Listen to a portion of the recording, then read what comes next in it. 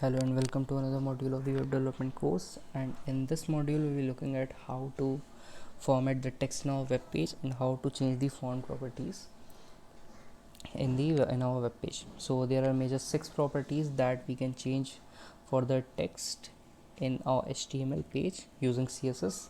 These are the color of the text, the alignment, the direction. Then comes the decoration and transform properties, which I will be explaining you in just a few minutes. What are these? And then comes the letter spacing property. And next in the font section, we'll be looking at how to change the family, style, weight, and size of the fonts. After that, we'll be looking at the shorthand property for fonts, and at the end, I'll be telling you how to use Google Fonts. Okay, so Google Fonts is a library where a lot of fonts are available for free use by anyone. So we can download the fonts from that website and use them, or we can directly create a CDN and use those fonts. Okay, so starting with the text color property, how to change the color of the text. So open a HTML document, just make the basic boilerplate, and then let's create an h1 tag. I'll be writing red inside it, and we will select this h1 tag in our style tag, and we will set its color to red. So this is what is the syntax of this color property, and this is how we change the text color. Just save it. I've saved it on the desktop, and let's open this in a web browser. So as you can see here, the color of this text has the heading has changed to red.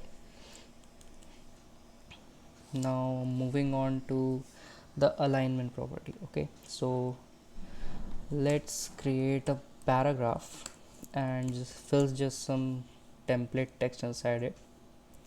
Select this paragraph in the style sheet.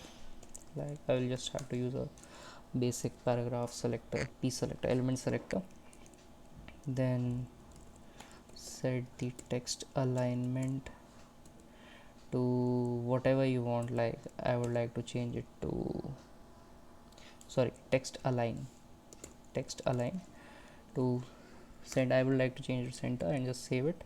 Semicolon, save it, and then refresh this web page. Okay, so here you can see this paragraph has been aligned to center. Let's change the alignment of this paragraph and set it to right.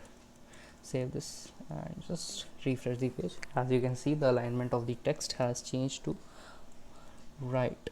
Okay, now moving on to the direction property. So how can we change the direction of text in our web page? I'll be using okay, let's create another paragraph and let's write some text. This text, we will leave this text as it is, and we'll create another paragraph in which we'll write this is text. Okay, so we will be changing the direction of this paragraph tag. So for this, let's give it an ID of anything like RTL. Okay, let's select this paragraph, then set the direction property to RTL. There can be only two possible values for this direction property, that is RTL and LTR, where RTL is right to left and LTR is left to right, which is the default for any text in the web page. We will also have to change one more this property, which is Unicode BD, and we will set it to BD. Right, I don't want to talk about this property right now. You can get more information about this property and the values of this property on any reference like MDN. Just save this and open that web page and refresh. So you can see that we aligned it to the right. Okay, sorry. So let's change the alignment back to left.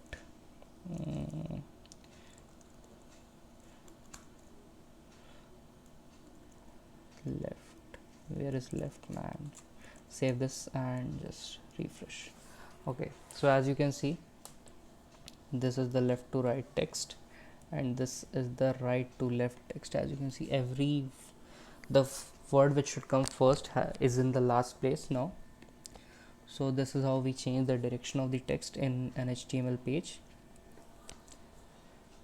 Let's move on to the next property.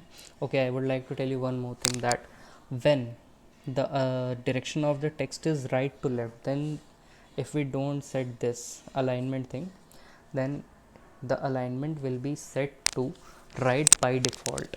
Okay, and if the direction of the text is left to right, that is which is by default left to right, if we don't set this direction property, then the alignment will be automatically set to left. Okay, so I think that is clear. So let's move on to the next property, which is text decoration property. Okay, so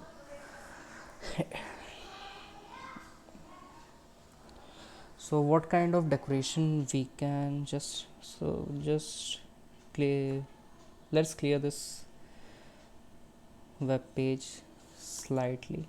So the text decoration property, so this property is used to remove or set the decoration on any text like underline, overline, line through. So let's create a paragraph and let's write something in this. This is the okay, so we have written the demo text here. Just remove all these from here and select this paragraph. So we were talking about text decoration, right? So text decoration, we will set the decoration. If we want to underline the text, then we will simply write text decoration underlines this and refresh the page. So you can see that this text has been underlined. If we want an overline, then we will just have to write overline over here, which will create a line above the text. If we want a line striking through the text, then we will write line through in the value of this text decoration. What happened? Oh, sorry, we did a mistake over here. The spelling was wrong. Just correct it, save it and refresh the page. Okay, so you can see that the text has been striked in this paragraph. What if we want both underline and overline? We can write both over here, underline as well as overline. Save this, reload. So we have a underline as well as an overline in this paragraph. So we can do some more things with this text decoration property, like we can change the style of the line. We can set it to solid, dash. We can set it to 5 kind of lines, like solid, dash, dotted, double and wavy. So let's set it to wavy and text. We will also have to specify where do we want the text with using text decoration line property. So we will write underline. So we want a wavy line under the text. So just save that and refresh it. So as you can see that here is an underline with a wavy pattern. We can also set it to dashed, refresh it and refresh the page. So here's a dashed underline in this text. Let's set an underline as well as overline, which is wavy. Save this page, refresh it. So here we have a wavy line above and below the paragraph. So this was all about the text decoration property. Now next we'll move on to the text transform property. This property is used to set characters enclosed within the selector element or selected element to uppercase, lowercase, or capitalize. Okay, so I will give you an example of this. We'll be using the same paragraph and we will convert this paragraph to all caps. We will use uppercase. For that we will have to use uppercase in the text transform. Save this file, refresh it. So you can see all the letters in this paragraph have been converted to capital letters. We can also set it to lowercase.